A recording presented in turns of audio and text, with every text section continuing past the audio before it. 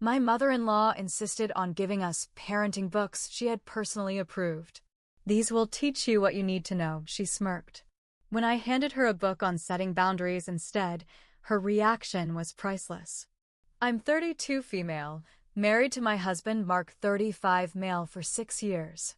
We live in Austin, Texas, and earlier this year, we had our first baby, our beautiful daughter, Ella. We'd been trying for a while, so finally becoming parents was exciting, scary, and honestly just overwhelming in all the normal ways. But I wasn't prepared for the real challenge. My mother-in-law, Patricia. Let me paint a quick picture. Patricia is the kind of woman who always thinks she knows best. Loud opinions, fake smiles, passive-aggressive comments that she wraps up in sweet little bows. She raised Mark mostly on her own after his dad bailed when he was young. Because of that, she's very used to being the authority figure. And I think she assumed that becoming a grandmother meant she was about to step right back into a position of control. The trouble started literally the week we got home from the hospital. She showed up with a casserole, some flowers, and a stack of books. I'm talking 6, maybe 7 books, tied with a freaking ribbon like she was giving us the holy grail of parenting knowledge. "These," she said, putting them proudly on the counter, "will teach you what you need to know." "No, would you like some reading material?" "No, I found these helpful. Maybe you will too.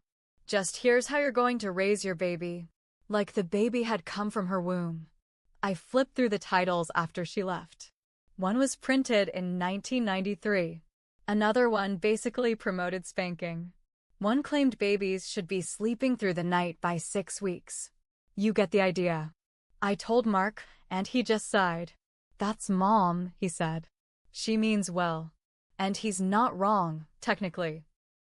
But means well doesn't make her less controlling or less exhausting. It didn't stop there. Over the next few weeks, Patricia decided she was going to be our third roommate. She showed up constantly. Sometimes she brought food. Sometimes she just showed up to check in. She'd pop into the nursery and rearrange things without asking.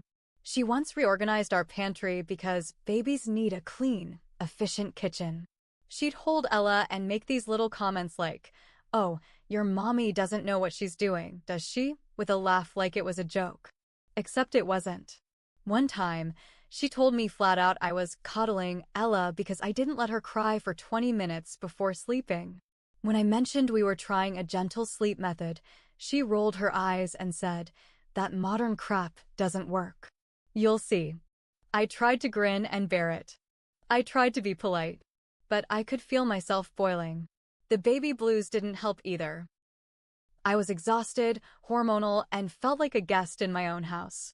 And there was Patricia, waltzing in like she was the expert on everything, treating me like some clueless teenager playing house. The breaking point came one afternoon when I was trying to nap while Ella slept. Patricia had used her spare key. Yes, we gave her a key early on like idiots, to let herself in.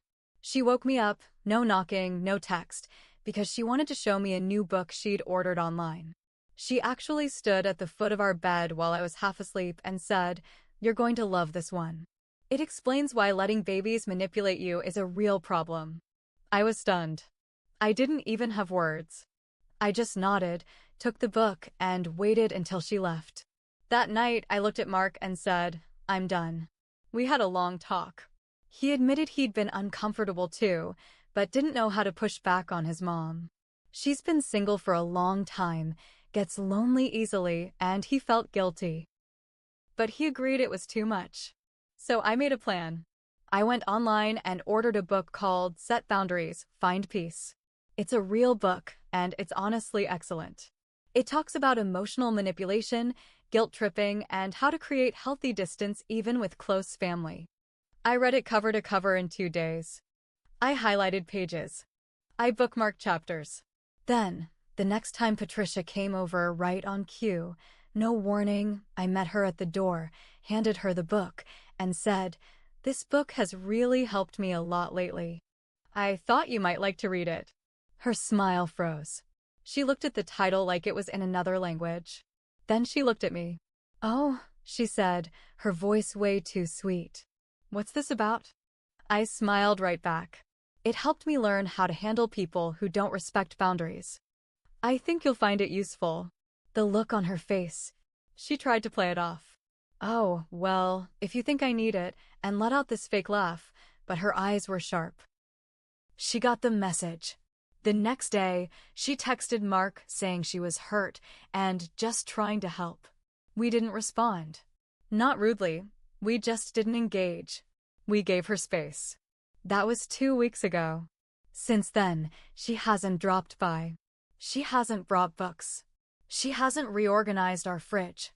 I don't think she's done with her power games yet, but for the first time, she knows I'm not going to roll over and smile while she stomps all over our lives.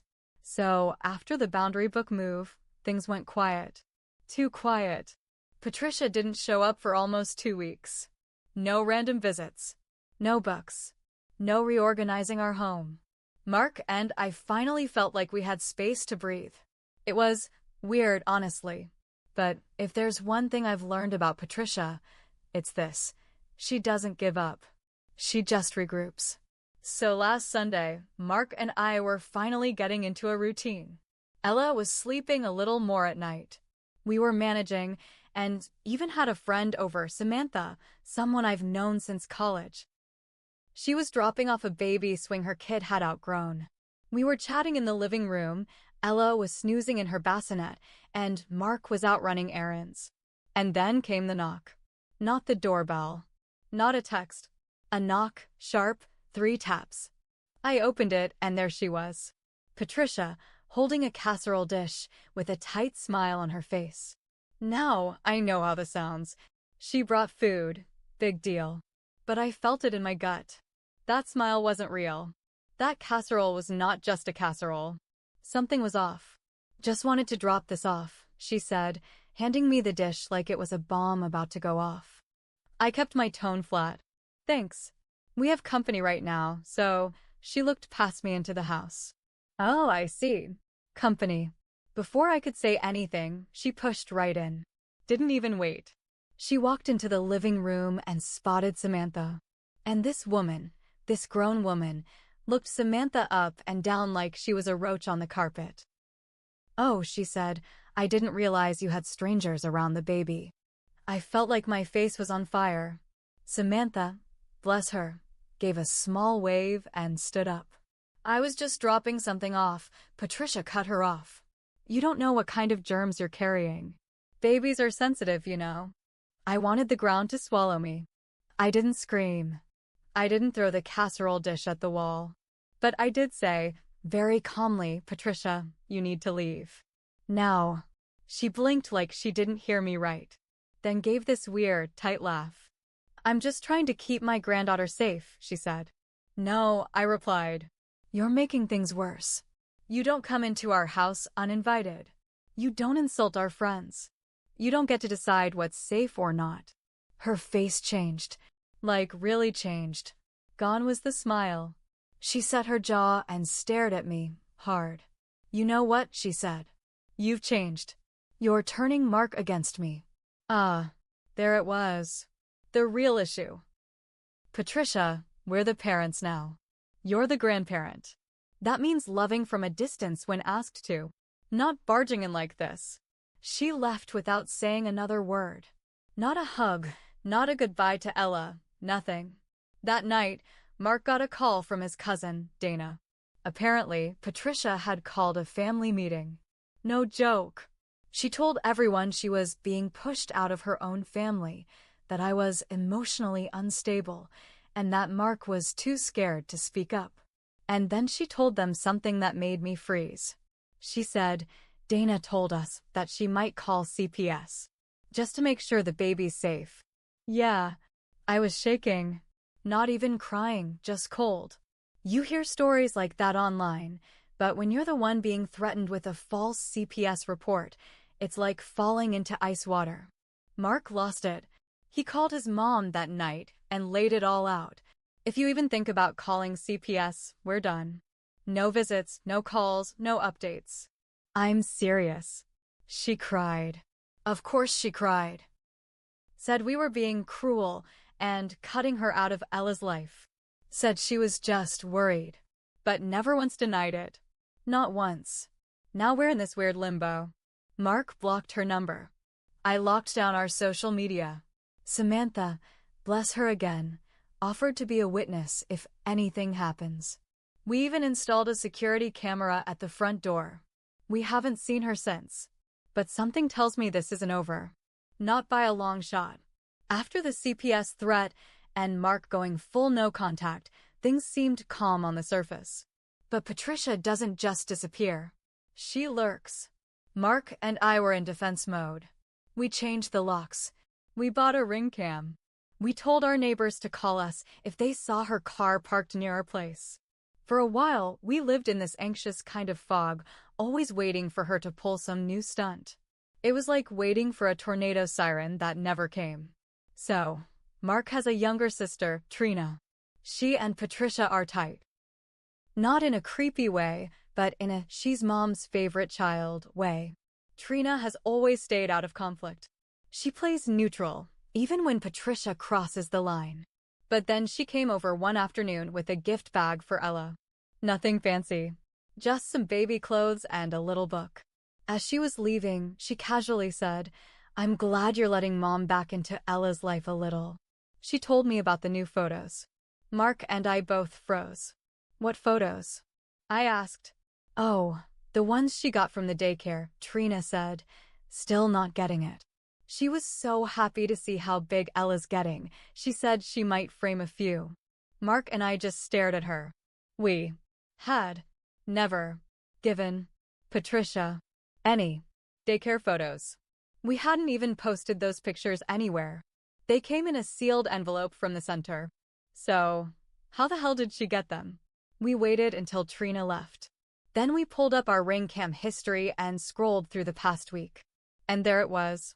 Last Tuesday around 2:35 p.m. Patricia had come to the house while we were both at work. She didn't try the front door. She didn't knock. She went straight to the mailbox. We watched her open it, pull out a few envelopes, flip through them. Then she held one up, smiled, and walked away. I felt sick. I remembered that week we'd gotten the daycare photos in the mail and assumed they were delayed. Never thought twice about it. She stole our mail. That's a federal offense, by the way. Just in case anyone thinks I'm being dramatic. But that wasn't even the worst part. We called the daycare. I pretended to ask about ordering more copies. Then, gently, I asked, "Have you had any contact with Ella's grandmother lately? Like, has she reached out?" The woman on the phone hesitated. Actually, she stopped by last week.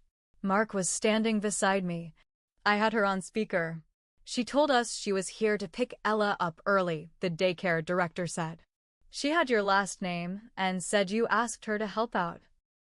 But when we checked her ID, we realized she wasn't on the pickup list. My knees went weak.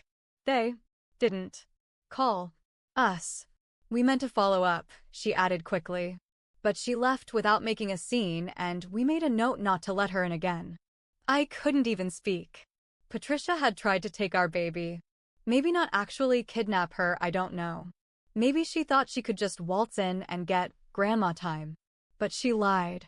She showed up like a snake, told them I had sent her. We filed a police report for the mail theft the next morning. Didn't matter if anything came of it. I just wanted a record. Mark finally said the words I'd been waiting to hear. She's dangerous. A friend of Mark's put us in touch with a family attorney. He told us we could draft a cease and desist letter immediately, and if things escalated, we could seek a restraining order, especially if Patricia tried to get custody. And here's where it really goes off the rails. The lawyer asked if Patricia had any reason to believe she could get custody. We said no, our home is safe, clean, Ella is loved and cared for. Then he asked a simple question. Have either of you signed anything from her lately? We said no. But something in Mark's face changed. He stood up, went into the office, and came back with a thin envelope. Something Patricia had mailed to us months ago. Mark had opened it, skimmed it, and tossed it in a drawer. Inside? A notarized temporary guardianship form. It wasn't legal, it had no signatures from us. But it looked real. It said something about grandmother granted access and temporary care in absence of parents. It was blank under the signature lines. She had tried to trick us into signing guardianship papers. My blood ran cold. This woman, this sweet little casserole-bringing woman, had a whole playbook. It started with parenting books, then pushing her way into our home, then threatening CPS, then stealing mail, then trying to pick up our child like it was an after-school errand. And now we had paperwork showing she had planned this for a while. We are pressing charges for mail theft. We filed a report with the daycare. The lawyer is preparing an official cease and desist and has flagged our address in the legal system for any surprise custody filings. And yes, Mark is fully on board. He told Patricia if she so much as drives past our house again, she'll see a squad car before she sees her granddaughter. But like I said, this isn't the end, because 2 days ago, we found out what she did next. And it's somehow worse. Should I keep going? Mark got an alert through the lawyer's system. Patricia had filed an emergency petition with the county court trying to claim grandparents' rights. She was claiming we were emotionally unstable, neglectful, and unfit to parent. That CPS had been contacted, which was a lie, they never showed up, and that she feared for her granddaughter's safety. She actually submitted screenshots of my old posts on parenting forums, stuff like me saying I was exhausted or that I'd cried in the shower postpartum. She twisted everything. She also attached a copy of that bogus guardianship paper. The date for the hearing? 3 days away. Our lawyer moved fast. Thank God we had all the documentation, the daycare's report, the ring footage, texts, even voice recordings from Mark's cousin confirming Patricia admitted trying to step in as the real parent. But the thing that saved us? Yeah, I made a big one. See, when Patricia first started overstepping, I didn't want to look like the bad daughter-in-law. I kept saying yes, kept letting her in, gave her a key, let her hold Ella while I rested, laughed off the comments, told myself she means well.